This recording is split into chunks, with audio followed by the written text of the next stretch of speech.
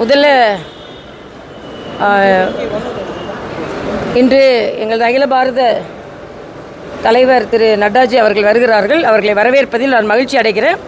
அதே மாதிரி சகோதரர் அண்ணாமலை வெளிநாடு சென்றிருப்பதால் இன்று கட்சியை நிர்வகிப்பதற்கு அண்ணன் ராஜா தலைமையில் ஒரு குழு அமைக்கப்பட்டிருக்கிறது. மகிழ்ச்சியாக வரவேற்கிறோம். ஏனென்றால் பாரதிய ஜனதா கட்சி இப்பொழுது உறுப்பினர் சேர்க்கை நடைபெற்று கொண்டிருக்கிறது. அதில் 1 கோடி உறுப்பினர்களை சேர்க்க வேண்டும் என்ற எண்ணத்தோடு நாங்கள் பணியாற்றி கொண்டிருக்கிறோம். இந்த குழு அண்ணாமலை அவர்களையும் தொடர்பு கொண்டு கட்சியின் மையக்குழுவோடு இணைந்து பணியாற்ற வேண்டும் என்று பணித்திருக்கிறார்கள். எல்லோரும் இணைந்து பணியாற்றி பாரதிய ஜனதா கட்சி இன்னும் பல பொருந்திய கட்சியாக மாற்றுவதற்கு எங்களது பணி இருக்கும். இந்த பட்டியலில் வந்து உங்களுடைய பெயர் இல்லை இல்லை, நான் எல்லா பட்டியல்லையும் நான் எதிர்பார்க்க முடியாது. ஒன்று, இன்னொன்று, நான் இப்போ 4.5 ஆண்டு காலம் நான் ஆளுநராக பணியாற்றி விட்டு வந்திருக்கிறேன்.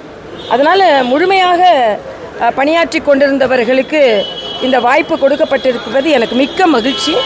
அதுவும் ராஜா அண்ணன் வந்து ரொம்ப அனுபவம் மிக்கவர். அதனால் அவருக்கு கிடைத்த மகிழ்ச்சி. நான் ஒரு காரியகர்த்தாவாக இருந்தால் நாங்கள்லாம் பணியாற்றி கொண்டிருக்கோம்.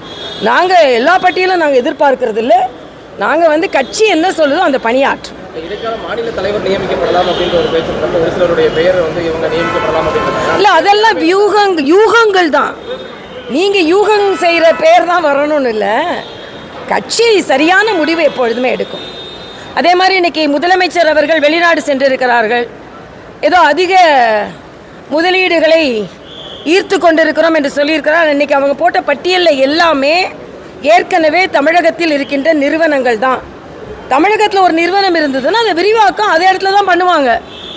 ஆக ஒன்லி விரிவாக்கம் தான் நடைபெற்று கொண்டிருக்கிறது. அதனால் புதிய முயற்சிகள் முதலீடுகள் எதுவும் இருக்கிற மாதிரி எனக்கு தெரியல.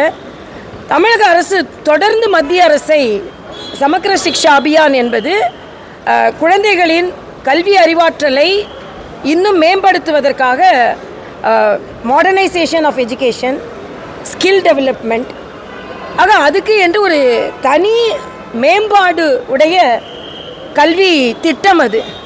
அந்த கல்வி திட்டத்திற்கு என்று ஆசிரியர்கள் நியமிக்கப்படுவார்கள். அந்த கல்வி திட்டத்திற்கு என்று அது ஒரு புதிய திட்டம். அந்த திட்டத்தை அவர்கள் ஏற்றுக்கொள்ளாமல் அதற்கான நிதியை மட்டும் கொடுக்க வேண்டும் என்று சொல்வது சரியல்ல. அந்த திட்டத்தை ஏற்றுக்கொண்டு அந்த திட்டம் எதற்காக அறிமுகப்படுத்தியதோ அதற்காக அந்த திட்டத்தில் உள்ள நல்லவற்றை பயன்படுத்த வேண்டும். ஏதோ அரசியலுக்காக நான் வந்து புதிய கல்விக் கொள்கையை நாங்கள் ஏற்றுக்கொள்ள மாட்டோம் என்று சொல்வது சரியல்ல. இவர்களின் ஒவ்வொரு நகர்வும் மாணவர்களை பாதிக்கிறது என்பது தான் எனது கருத்து. சபாநாயகர் சம்பந்தமாக கலைஞர் நூற்றாண்டு நிகழ்ச்சியில் 10 கோடி தமிழ் பேசக்கூடிய இருக்காங்க, 25,000 பேர் தான் சமஸ்கிருதம் பேசுறது இருக்காங்க. அதனால புதிய கல்விக் கொள்கை எந்த காரணத்துக்கும் மக்களுக்கு ஏற்படுத்தி இல்லை, புதிய கல்விக் கொள்கை சமஸ்கிருதத்தை மாத்திரம் பேசலை. புதிய கல்விக் கொள்கை தாய்மொழியை பேசுகிறது. இன்னைக்கு தாய்மொழி கல்வியை தான் புதிய கல்விக் கொள்கை ஆதரிக்கிறது. ஆனால் தமிழகத்தில் உள்ள அத்தனை பள்ளிகளிலும் தனியார் பள்ளிகளிலும் ஹிந்தி கற்பிக்கப்பட்டு அரசாங்க பள்ளி மாணவர்களுக்கு மட்டுமே மறுக்கப்பட்டு இன்னைக்கு பிரெஞ்சு கவர்மெண்ட் கூட ஒரு ஒப்பந்தம் போடுறாங்க, பிரெஞ்சு மொழியை அரசாங்க பள்ளி மாணவர்கள் கற்றுக்கொள்ள வேண்டும் என்று.